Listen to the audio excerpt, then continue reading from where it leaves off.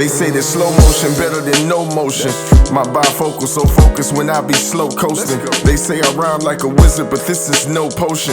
I'm on the grind and a mission, looking for more purpose. That's just my sentiment, intimate when I'm kicking it, so of course they be feeling it. I rhyme so naked, I'm indecently exposed. When one door closes, another door open, sneaking past my enemies like my horse was Trojan. Today we are at the Board Game Peddler for locals this week. Last night I actually put out a poll for what deck for me to play tonight because I was still kind of feeling unsure, and it seems like a majority of you guys really wanted me to play some Brook. I'll be totally honest, I have been playing a lot of Riftbound and other card games, so I haven't had as much time to practice my One Piece, especially Brook, but it is one of my favorite decks and I have the most games on it online, so we're pretty excited about it today. This is the list I will be using for tonight.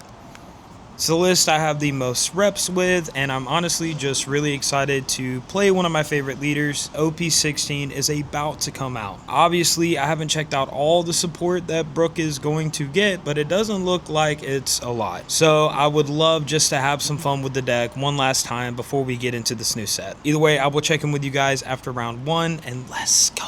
Alrighty, so we are back after round 1, maybe a little bit sooner than we would have thought, and that's because we actually caught the buy. I don't think I've gotten a round 1 buy at a One Piece locals in like 3 months, so this is really nice. I'm able just to walk around and watch a lot of my friends play, and it looks like it's going to be a really fun night with a lot of really cool decks. I'm gonna get back to hanging out with them, and we will catch you guys in round 2. Let's go. Alrighty, you guys, we are back after round 2. So we actually paired into a deck that I have never played against using Brook, and that would be P.Y. Rosinante. This is a deck that just has a ton of blockers.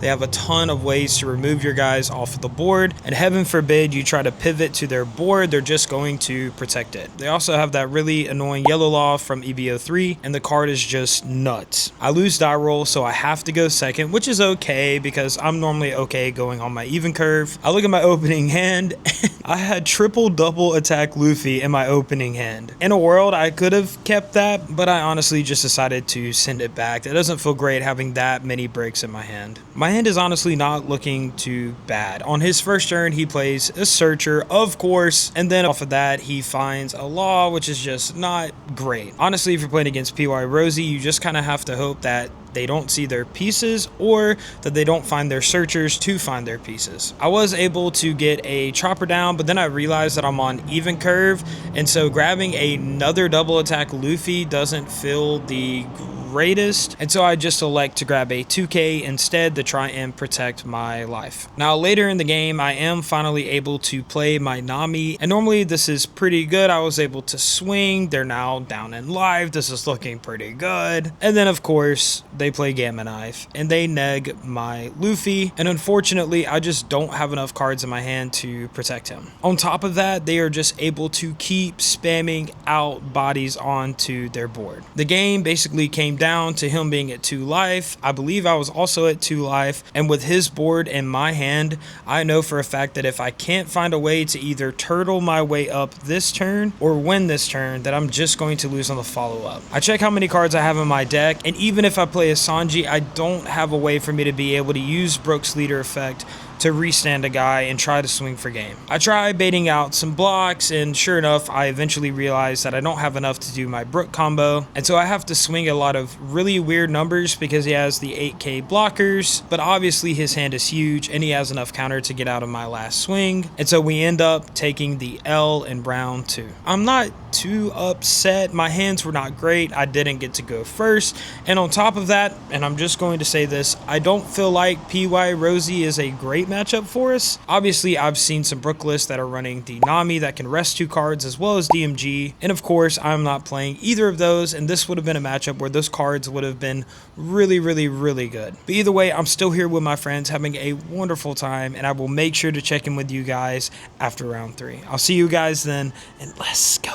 Alrighty guys, I'm coming back after round 4. I believe this was our last round, but I'm going to try my hardest to recap the past 2 rounds. So in round 3, I end up pairing into Purple Enel. This is a matchup that is obviously not very good for Brook. However, I have added cards to my deck to help with this matchup. And by cards, I mean one card, and that card is Electrical Luna. So when I look at my opening hand and I see double Electrical Luna, I make a call and decide to keep it. Was this correct?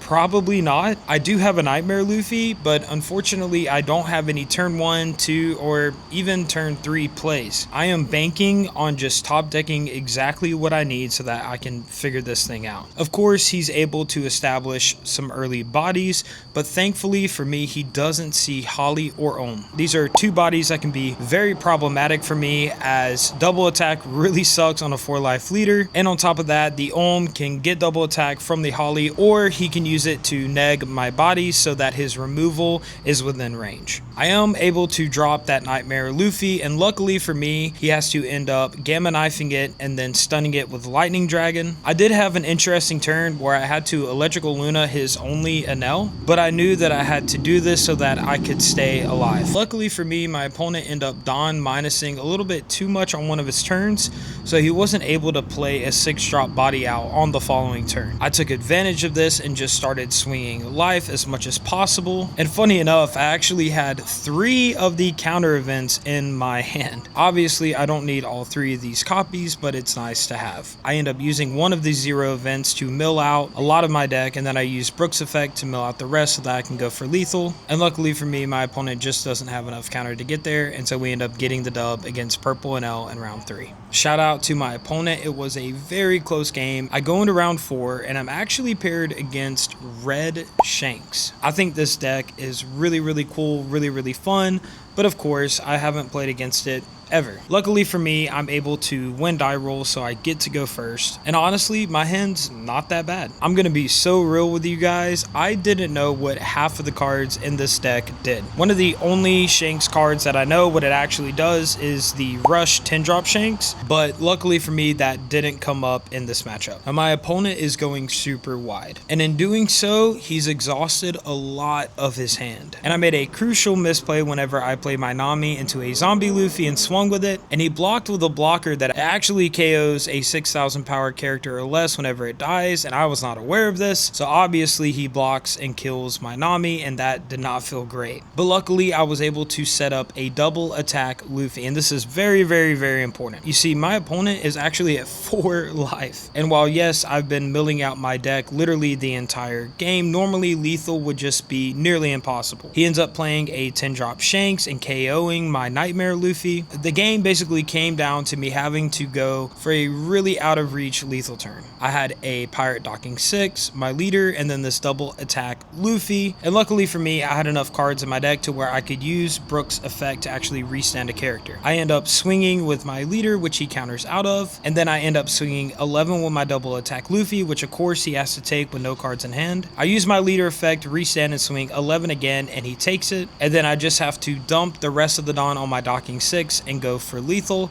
and luckily for me, he just doesn't have enough counter for life to get there, and we end up getting the dub. So our record for tonight is 3 wins and 1 loss. Just like the last time I played Brook, I ended up going X1, but honestly, tonight was just so much fun. All in all, I love this deck, and I'm really going to miss it once we get into OP16. I might still have to bust it out every now and then. Let's go.